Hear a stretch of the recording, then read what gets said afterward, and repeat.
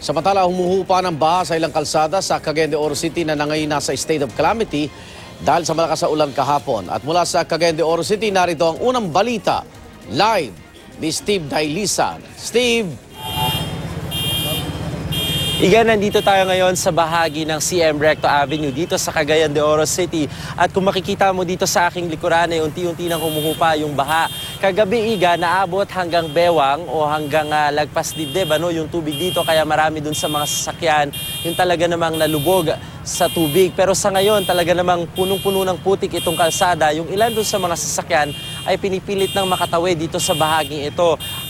Dun sa kabilang portion nito, Igan, ay nandoon pa rin yung mga sasakyan na nakaharang, pero marami pa rin dun sa mga sasakyan yung nasa gilid nito, yung talaga namang nakalubog, at yung iba nga ay pinipilit na makatawid. Dito sa gilid ko, Igan, pakita ko sa iyo yung ilan dun sa mga estudyante ng Mindanao University of Science and Technology.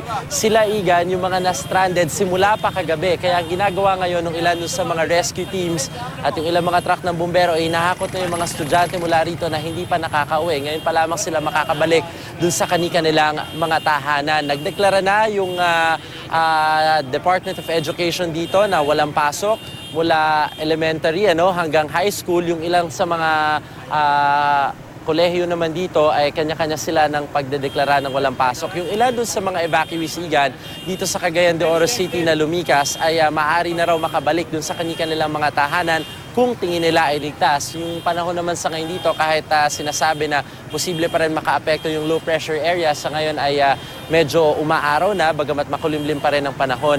Marami dun sa mga areas dito, Igan, na hindi passable kagabi ay unti-unti na rin nadadaanan ng mga sasakyan sa mga sandali ito. Yun nga lang, talagang napakakapal ng putik na kinakailangan nilang suungin. Ganun din, dun sa ilan sa mga kabahayan na nadaanan natin kanina, talaga namang punong-puno ng putik. Yung ilan dun sa mga areas na lalo na yung malapit sa mga ilog, yun yung hindi pa makabalik yung ilan dun sa mga residente na naninirahan doon. Yan muna ang latest mula pa rin dito sa Cagayan de Oro City. Balik sa iyo, Igan. Steve, yung mga estudyante, pag sinabing patuloy ang paglikas, nailalabas na sila ng eskwelahan, ganon? O yung ayuda pinapasok sa loob?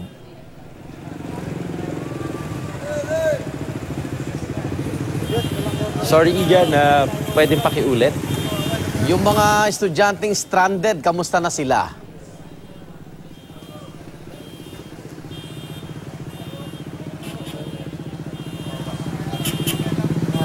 Yung kung ang tanong mo, yung mga estudyante dito, Igan, karamihan sa kanila ay makikita natin talaga namang nakapaan na lamang. Diyan na sila nagpalipas ng magdamag. Dinala naman daw sila ng pagkain.